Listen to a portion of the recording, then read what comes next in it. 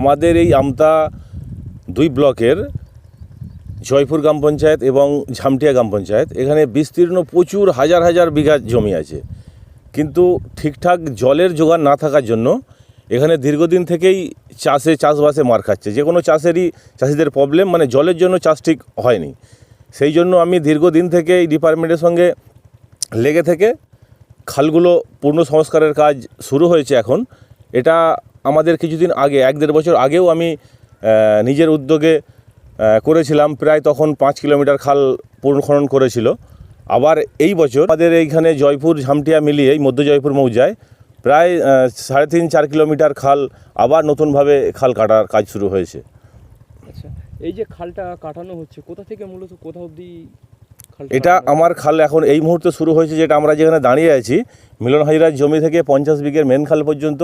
এটা দীর্ঘ আছে প্রায় আমার 2.2 কিলোমিটার। আরও এর পরেই একটা খাল কাটা হচ্ছে ওইখানেও একটা আছে নিতাইবরের কুঁড়ে থেকে কাংরোলের মেন খাল পর্যন্ত, ওখানেও প্রায় 1.5 কিলোমিটার ওপর খাল কাটা হচ্ছে।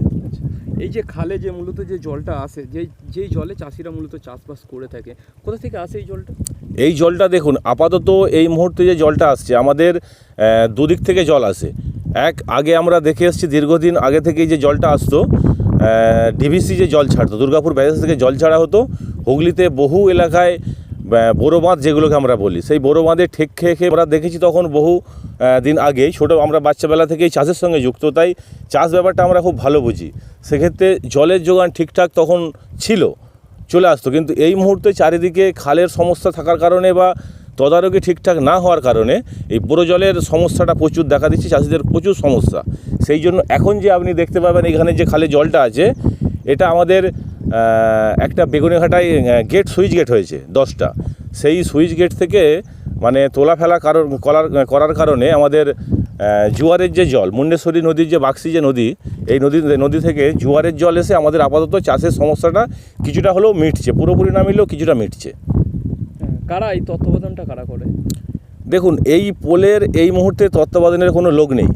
আমি নিজে দায়িত্ব নিয়ে এমএলএ সাহেবকেও বলেছিলাম যে দাদা, আমাদের এই পোলটা হয়েছে, আপনার সহযোগিতায় খুব উপকৃত আমরা হচ্ছি। এখানে সমস্ত চাষিরা দায়িত্ব নেওয়ার জন্য কটা পঞ্চায়েতকে আমি বলেছিলাম, জয়পুর, ঝামটিয়া, আমরাগড় বা কাশমলি, এই সমস্ত পঞ্চায়েতকে নিয়ে একটা কমিটি করে দিলে মানে এই জলটা খুব ভালো তোলাফেলা করা হতো। কারণ এই মুহূর্তে চাষিরা প্রচুর সংকটে আছে, কিন্তু দেখাশোনা করার কোনো লোক নেই।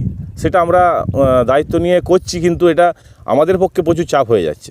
আমাদের এইখানে যেহেতু কৃষি প্রধান এলাকা, সেই সুবাদে এখানে আমাদের খাল বিগত বামফ্রন্ট সরকার যে ছিল বা তার আগেও কংগ্রেস সরকার ছিল, আমরা দেখিনি কোনো দিন এখানে খালের কাজ সংস্কার হতে।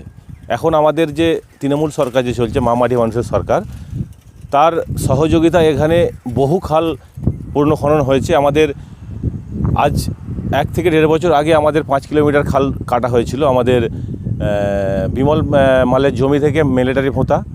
এটা আমার প্রায় দীর্ঘ 4 কিলোমিটার খাল, প্লাস এখানে আমাদের জয়পুর রাজবংশীপাড়া কালী মন্দির থেকে বেগুননালার মেন খাল পর্যন্ত, এটা প্রায় 1.3 কিলোমিটার খাল আমাদের 1 থেকে 1.5 বছর আগে কাটা হয়েছে। তারপরে আবার এই বছরেও আমাদের 4-5 কিলোমিটার খাল অলরেডি পুনর্খননের কাজ আমাদের অলরেডি চলছে। এবং সাথেই দেখলাম একটা রাস্তার কাজও চলছে। এই রাস্তাটা মূলত কোথা থেকে কোথা অবধি যাচ্ছে? দেখুন, রাস্তার কাজ বলতে আমাদের এইখানে যে টোটাল জয়পুর, ঝামটিয়া, মাখালদহ বা কামারখোলা, এখান থেকে আমাদের শুরু হয়ে সেই কামারখোলায় গিয়ে ঠেকেছে। এখানে বহু চাষি, মানে হাজার হাজার চাষি এখানে যে চাষবাস করে, সেই চাষবাসের মাল টোটাল আগে আমাদের এই নৌকার মাধ্যম দিয়ে যাতায়াত করতো। এখন সেই মাল মানে যাতায়াতের জন্য খুব অসুবিধা হতো। সেই জন্যই আমি আমাদের এমএলএকে বারবার দরবার করার পরে এই রাস্তাটা আমাদের পথশ্রী রাস্তা আমাদের কাজ শুরু হয়েছে। এটা আমাদের আপাতত প্রথম ফেজে শুরু হয়েছে আমাদের জয়পুর রাজবংশীপাড়া কালী মন্দির থেকে নিতাই পাত্রের গার্ডেন পর্যন্ত, প্রায় দীর্ঘ 1.7 কিলোমিটার।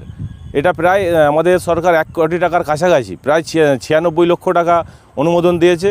এরপরেও আবার বাকি আছে, সেগুলো ধাপে ধাপে হবে।